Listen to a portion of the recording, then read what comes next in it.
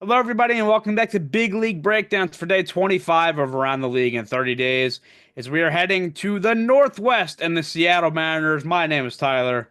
Joining me, as always, Bobby, Will, and Jonathan, as we are only a few days away here from wrapping this up.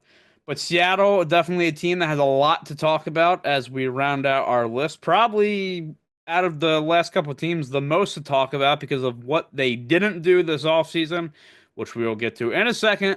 But first, let's look at the lineup for the Mariners in 2025. Starting off at the top, Victor Robles, Julio Rodriguez looking to bounce back this year. Cal Raleigh had a tremendous year last year, 34 home runs, at least in the home run department, had a tremendous year.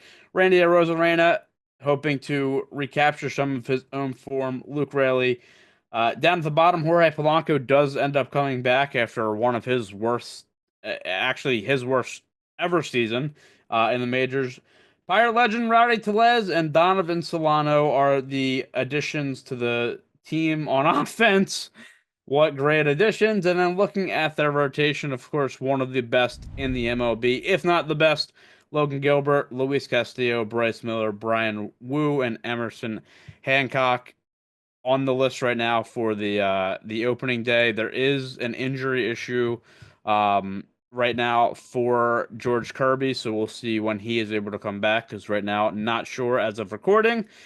And the bullpen, I mean, not too many crazy names. I mean, Andres Munoz has been a great closer throughout his career, but it's just a solid bullpen altogether. Does that have to do with the park that they play in? I'm not Yep. sure.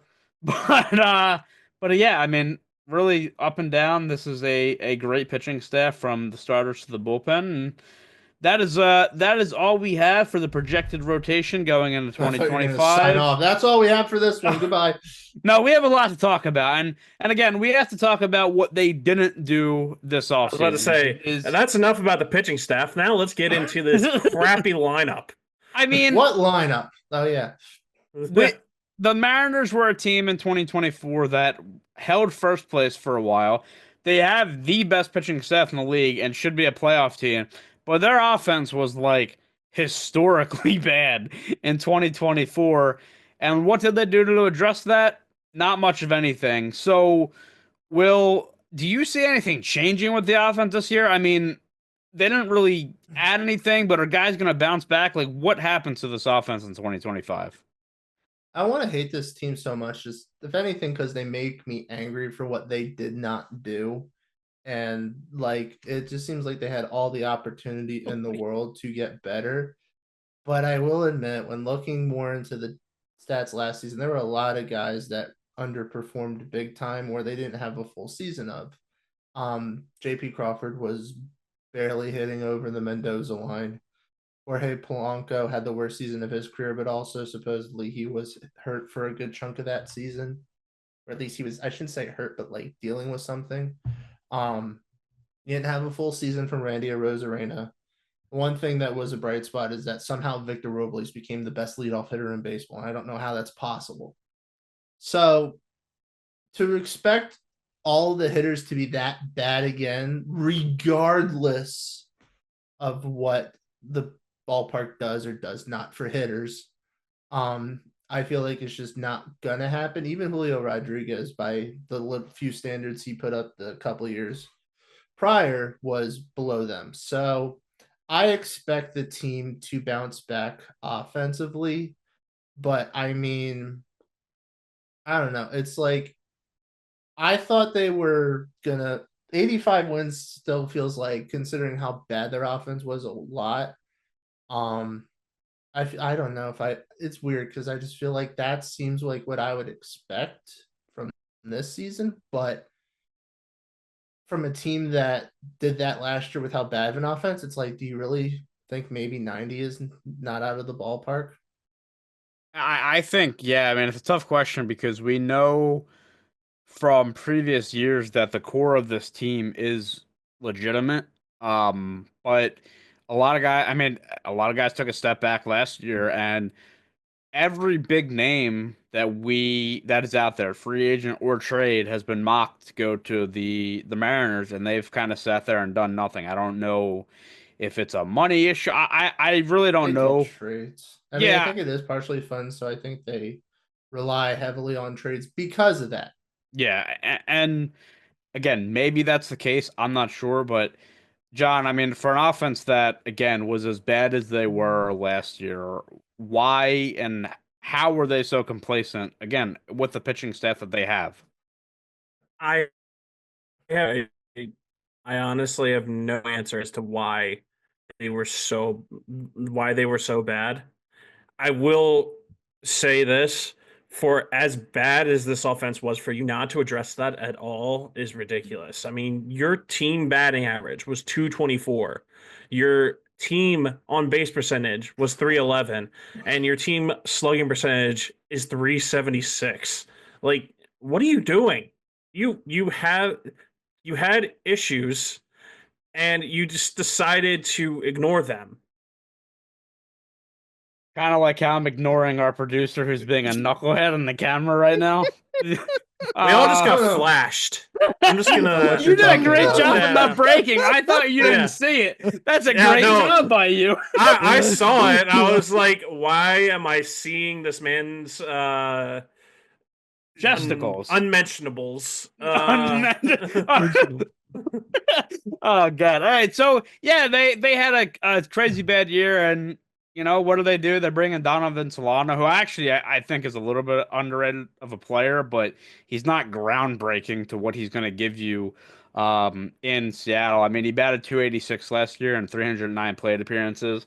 And he hit his career high in home runs last year, which was 8. So He's also 37 years old. he's also 37 years old. You're right about that. And then Polanco as well. I mean, worst season of his career by far. This is somebody who, when he came over from the Twins a couple years ago, I was like, wow, that's a really good signing for the Mariners. He batted 213 last year with a 296 OBP. So not good at all. And struck out basically, again, 30% of the time almost. So it's just crazy. I mean, I know we kind of like beat this question like a dead horse, but like, is it really a problem with hitting in Seattle? Like, what? It doesn't make any sense. It has to be at this point. I mean, I don't think there's really anything else to say. There've been a couple players, mainly I'm thinking Teoscar Hernandez, who came out and said it was hell hitting there. The stats, when you show how each ballpark factors in the game, Mariners are the number one ballpark when it comes to favoring pitchers. I think at this point you have to accept the fact that it's playing a huge factor. And also, it's probably a factor of why some people don't want to go to the Mariners. Why would you want to go to a ballpark if you're like, I'm gonna suck? Yeah, I'll get money. that was my next question. Is this more of a problem with they don't want to spend money, or guys don't want to be there? Like, I would actually be Both. curious. I would be curious to see like if there was any like rejected offers, or like I don't know. I just kind of want to know. Hold on. I want to be a fly on the wall. Yeah, I as much as I would want to know that too, I do have the splits between home and away for last year for them. Their amount of home runs at home is 87. Their amount of home runs away last year was 98. Their batting average at home 214. Their batting average away 234. Their on base percentage 307 at home, 315 away, and their slugging percentage 358 at home, 392 away. I mean, maybe the numbers are actually saying, hey, there's something up with them at home, but at the same time, if you can't win at home, how do you plan on being a winning team?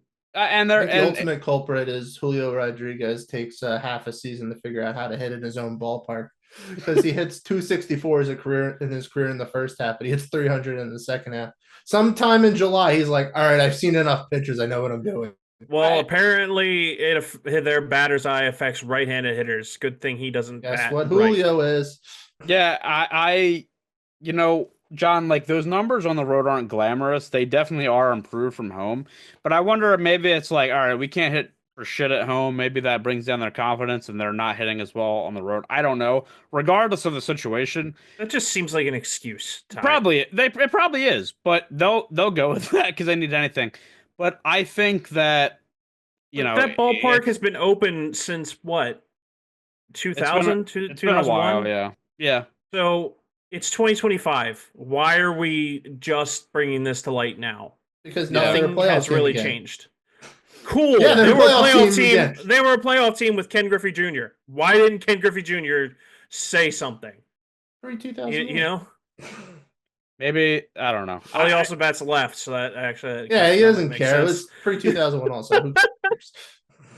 I mean, let's transition over to the pitching because a part of the conversation about their pitching is, again, as we already kind of alluded to, they do play in a very favorable field, but they have the best numbers for pitching in 2024. They had the best numbers for pitching. So, can their rotation, despite, even if their offense is not they have to improve from last year. That's not a question. But even if they're still not up to par, can this rotation bring them to the playoffs? Will, what are your thoughts on that? Nope, because if there was the year it was going to happen, it was last year, and that did not work. So, I mean, they were the best in the American League, pretty much hands down in like it felt like major category, at least category that really matters for success. Like starters was best ERA in the league, not just starters, and they were 17 points better than the team in second place. They were number one in WHIP, number one in strikeout to walk ratio. If you're going to be in that park, you better have the best pitching, and so 85 wins is what you could get with a really horrible offense and the best pitching in baseball. You need to do a little better offensively than just having that amazing staff. Yeah, and you also look at the home and away splits for pitching as well. It's the same story. They're just much better at home than they are on the road. So definitely something there. But John, with their pitching staff being so good and they have a bunch of pieces, do you think like they should be considering, offloading these guys for some talent on the offensive side to help them out there because they are so deep in that rotation? Maybe one of them, but because here's the thing: this great pitching is fantastic. It's the best in baseball. That doesn't put runs on the board, and that doesn't help you get runs across the plate. Okay, you need to be able to hit. You need to be able to hit to score runs, and if you can't do that, you're not going to win games. So it doesn't matter if you throw a no hitter 5 days out of the week. If you score 0 runs as well, then clearly, you're not going to win many games. What was it? The Pirates beat the Reds a year or two ago by being Yeah. no hit, but won 1-0. That's just Yeah. going to be the Mariners story from what John's saying. Dude, Yep. I watched that game, and that game still is just so hilarious to me. That For is the How the wrong most frustrating was proud that? moment you should be as a Dude, Pirates fan. that moment encapsulates what last year was for Paul Skeens. Like the dude would throw like 7 scoreless and still end up with the or get a no decision. Like it was crazy. It's Um, still technically not a no hitter, too. Is the thing. It uh, wasn't no hit, but it wasn't 27 outs, and Manfred's like, yeah, take it away. Yeah. Don't Will, give the Pirates hope. They don't need it. Well, you talked about Julio I being did. a guy. You did, yeah, a You guy that brought him. Yay you for brought me. him up. He's a guy that needs to bounce back in 2025. But as you alluded to, he is he's so much better in the second half, which is a little bit interesting. But do you think that he can return to that superstar potential that or that superstar that he was for Seattle a couple years ago? Oh, I think he can. I just don't know if I think he can do it over a full season yet. He's a career 230s hitter in both April and June, a little better in May, but it seems like the first half is just him. He has to take a while to get used to things, and the only thing I can guess at this point is the ballpark. Maybe it's something also about warmer weather. I don't know. But if he is really going to be the leader in the future of this organization, especially offensively, he needs to be a lot better at being consistent right out of the gate. Doesn't mean he needs to hit 330 in the first month, though. I'm pretty sure Mariners fans would be very happy with that. But if he's like a 280, 290 hitter his career, bat in the 270s and hit 5 home runs or so, and just do that for the majority of the season. And then this way, you can get your offense going when at times it's not. If anything, try and be that catalyst that they need to, you know, win 3-2 ball games all the time. Yeah, I mean, in the month of September last year, he batted 328 with 7 home runs. So, can he take that and replicate it and bring it over to this year? Maybe. But you look at a month like that and you can say, all right, this guy has superstar potential. And we've seen it again in years prior. Like he's been a great addition for them. But it was definitely a down year for him. It was a down year for the whole team. They did make changes. New manager came in, and when the new manager came in, they did seem to be a little bit better. So, can he return to that form? I think so, and I think that for the Mariners to be in consideration for a playoff spot, Julio has to be the guy that we know he is. I think flat out. And Randy Arozarena as well. Like those two need to be the catalyst for this team because you're not really looking anywhere else and being like, oh man, we'll definitely get it. I mean, granted, Cal Raleigh again hit 34, whatever I said, home runs last year, so there is that potential for him to pop off in that category. But what can we really expect from Polanco, JP Crawford at this point? We don't know. So, Julio has to step up. Here's something that I'm seeing from Julio's numbers. Uh, he's trending downwards in terms of his productivity, both uh, in batting average and on base percentage, and has been that way since his rookie year. He started his career, his rookie year, batting average 284. The year after that, 275. The year after that, 273. On base percentage 345, 333, 325, slugging percentage 509, 485, 409. I'm not liking what I'm seeing here, and I really want to see him turn it around because I do think he has potential, but at the same time, I almost wonder if maybe he just was a flash in the pan. Maybe. I don't know. This is I'm not John's liking sales this pitch. trend. I'm John's not sales like pitch to bring him to Baltimore. He's a no, replacement I'm for just Cedric not Mullins liking after the this. season. No, I'm just not liking this trend here of decreasing. And I mean, his home run numbers went up in 2023, but then they dropped right back down in 2024. So that leads me to believe, okay, something happened there.